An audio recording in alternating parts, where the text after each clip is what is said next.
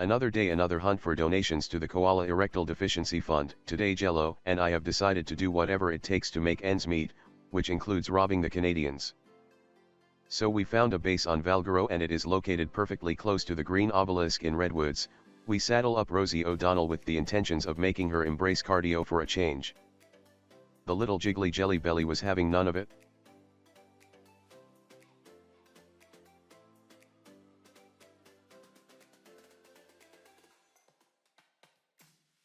We hug the wall harder than a pair of Catholic priests at a playground. Slow and steady we shimmy our way to the heavy turrets loaded with nothing but love letters and propaganda. Jello utilizes one of the Lion King mascots that was generously donated to us from the Valguero rat hole, making the bullet soaking a lot easier. Now, as entertaining as it is to watch Rosie O'Donnell get pegged in the face multiple times, let's talk about something else, like how to disappoint your family in 5 unique, diverse, easy steps. Step 1. Make sure to hang around your uncle who suffers from PTSD, wait for him to fall asleep and subsequently pop balloons next to his head. Step 2. Make sure to buy a body pillow with a cartoon on it. Step 3. Adopt an Italian person. Step 4. Become a vegetarian. And Step 5. Become best friends with an Adderall-fueled schizophrenic. That's right kids, life coach Happy Hoji at your service. Oh, here's one more. If you're old enough to get invited to weddings, you may find yourself being continuously poked by relatives whom won't stop saying you're next, you're next. Remember to do the same thing to them at the funerals.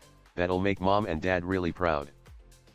Well, if we focus back to the ARC fundraising, you can see how Jello smoothly embraces his Australian ancestors, and by that, I mean being a charismatic criminal, he carefully places C4 on the door. However, Canadians have experience with such things as safety and healthcare, so they've double wrapped it, so here we sit awkwardly waiting for the dust to settle. We watch as Rosie O'Donnell cosplays a black man at a police station. Eventually, the dust settles and Jello finishes the job. So far this is going pretty well.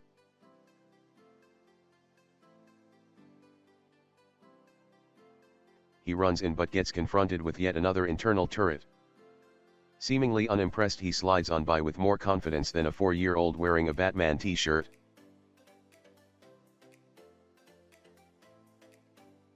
The generator is down and we are in. Like 2 underpaid interns at the company office dinner party, we sprint in. The vaults are filled with boss fight tributes, rocket launchers, C4 detonators, and flamethrower ammunition. Honestly, everything you would need for an indigenous purge. So what are we looking for? We could do with some better trike and carbo blueprints. A mech would be fantastic, some original wyverns, not that crack snorting Walmart looking Crystal Isles thingy. Bullets are always welcome, as well as C4, a snow globe collection, and Brendan Fraser's life back. The list goes on and on. However, beggars can't be choosers, and this base was honestly a bit of a disappointment compared to the fancy design they were rocking. They even found the time to evacuate all the cryopod tames at some point. By the way, was that a goddamn Hannibal Lecter box? Canadians know how to enjoy the little things, I see. Dirty little savages.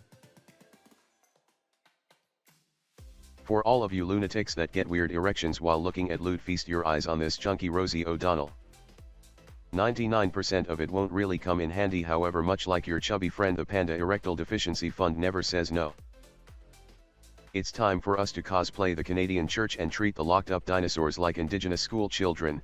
However, Mike Myers didn't like that one fucking bit, so amid the cocaine-fueled rampage you'll notice a ice kitty cat jumping around throwing a tantrum. He does this for a while and at some point gets a little bit too close, at which one point Mr. Jello gets on the Bloodstalker. He gets pulled off faster than a Ocean's franchise heist.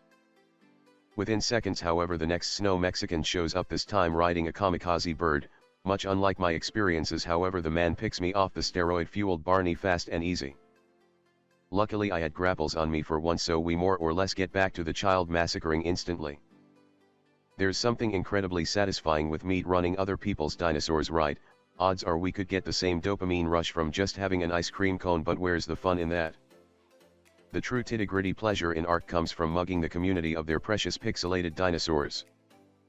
Hearing that sweet crackling voice squeal as you murder their stuff, thus stealing hours and hours of their real lives, pure bliss if you ask me.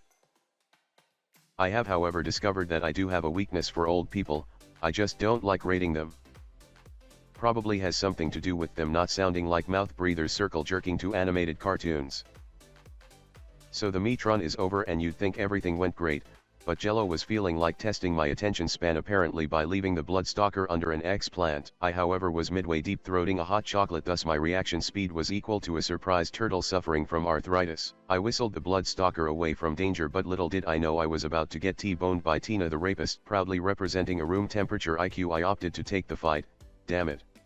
In an attempt to cool down from bringing shame upon me, my family and the entire Swedish Communist Party, I decided to do some Genesis missions. The original plan was to hoard a bunch of points in order to be able to afford buying all the berries, meat, and bath water I wanted. The plan quickly changed however as I embraced my red box crate addiction.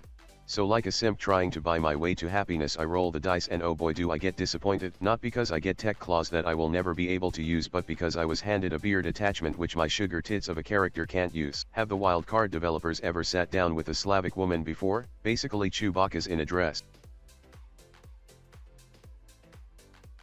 Back to funding the pandas we go. While exploring the northern region of Valguero's map, I discovered a base belonging to a solo player. Now I would love to tell you guys that I don't raid solo players, but that would be a straight up lie. Just like a necrophiliac in the catacombs, I will hit anything that remotely has a shadow. Plus my guy was living large. Did you see that shiny Charizard he had outside his door? Man's living his best life. I shoot the Rexes with positive vibes in an attempt to pull them off the edge. However, Happy Jr. had different plans and decides to throw them a surprise party where the theme is murder. It ends in a predictable manner.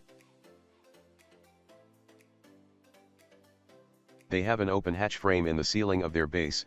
I'm not much of an architect, but that seems like a design flaw to me. Nevertheless, I will be soaking all the bullets for the most part because of my fetish for hearing the stego suffer. Secondly, because I have no use for bullets, and if I don't have a use for them, neither will you. Turrets are done, time to dress up like Chris Hansen and investigate the building from within. My dream scenario would be to run into Kevin Spacey. I mean, could you imagine the amazing conversations that would go down? I would make him breakfast and wait for him by the living room. He would come in and I would be like, Kevin, take a seat, let's talk about how you handled your past. Did it feel like the right move to announce your sexual orientation while simultaneously being investigated for being a kitty fiddler?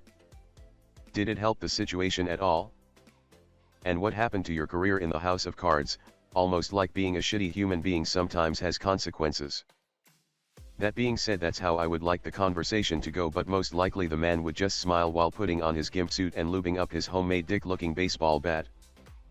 Kevin Spacey, the kind of guy you happily help bake a cake for so he can impress his girlfriend until you notice he only placed 3 candles on the cake. A Carbo Saddle blueprint. I was about to assume Wildcard just removed them from the game entirely. Happy days. For the most part we've had a decent look around the building and it seems relatively normal, yet for some reason there's a panic room located under the stairs. Terrified it might be another Harry Potter situation, we put Doug Jones to work.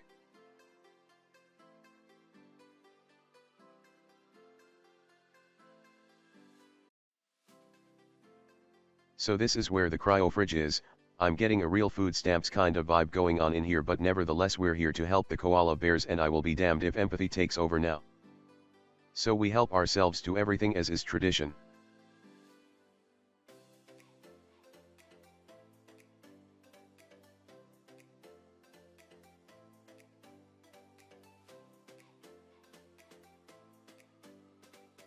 The base raid is done and we decide to leave our new friend a note with some insight into his door locking skills. Now that this has been said, I think that's gonna be it for this episode. So thanks for coming, lunatics, hope you enjoyed and I will see you in the next one.